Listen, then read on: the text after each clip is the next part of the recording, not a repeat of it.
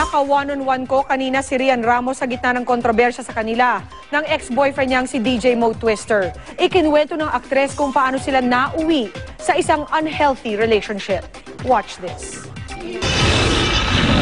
Kwento ni Rian, 16 years old lang daw siya nang makilala ang then 29-year-old na si DJ Mo Twister sa isang event. Paglalarawan niya kay Mo, nice, smart, and funny daw ito. Kaya naman hindi raw naging mahirap na maging magkaibigan sila na kalaunay na develop sa pagiging magkasintahan. Ano ba talaga yung klase ng friendship meron kayong dalawa ni Mo? Because it was never really talked about until now. He gave me a lot of attention.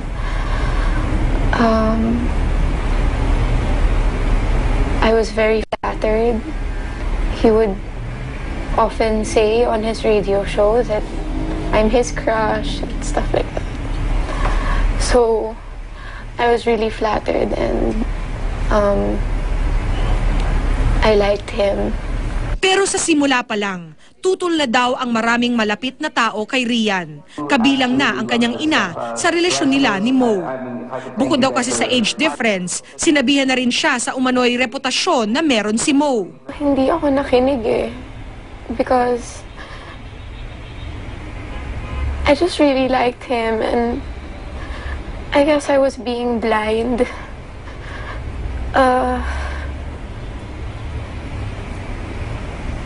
I don't know.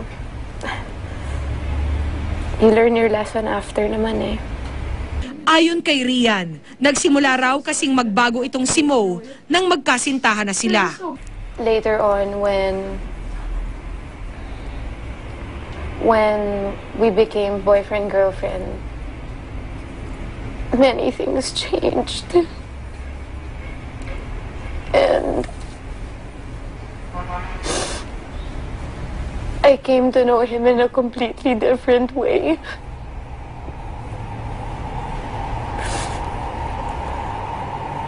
Was there a very big difference from the time you met him and...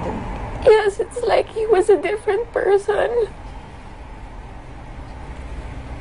Ilang beses niya na raw sinubukang hiwalayan ang boyfriend dahil unhealthy na raw ang kanilang relasyon. Pero... And then when he was treating you badly already, Rian, anong mga ginawa mo to stop it? Every time that I would try to break up,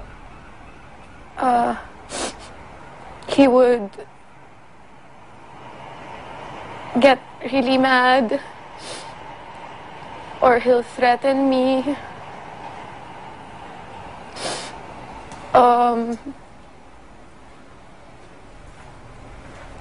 And I think the most painful time was when he outright told me that I promised to take everything you love away from you. Yun ba yung love?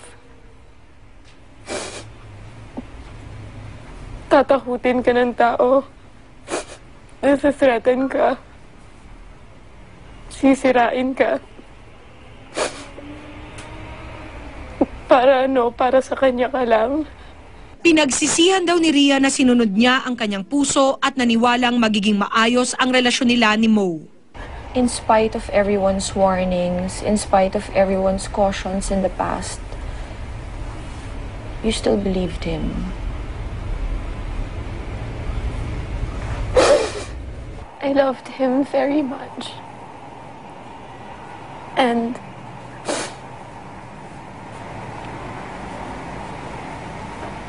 I thought I was doing the right thing. I was just, I don't know, I was blind. I didn't know. I didn't know naman any better. I was so young when I met him. I just fell in love. And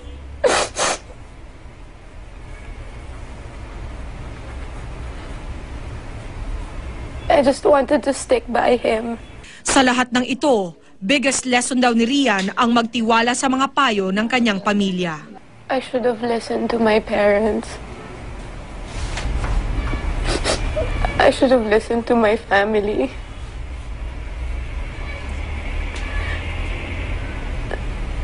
The reason why your family knows what's best for you is because they love you unconditionally. At kaugnay ng kontrobersyal na video diary ni Mo na umiikot sa aligasyong abortion ng kanilang anak, sinabi ni Rhea na nalaman niya na lang ang tungkol sa pagkaka-upload nito mula sa ilang nag-tweet sa kanya.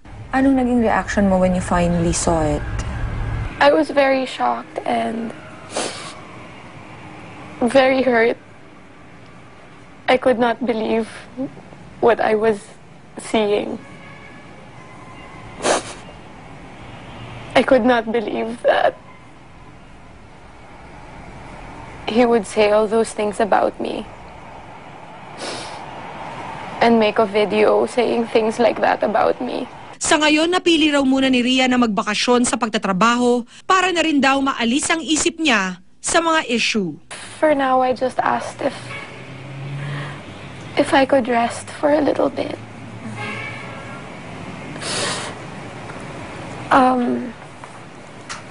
I've just needed some time just away to spend with my family.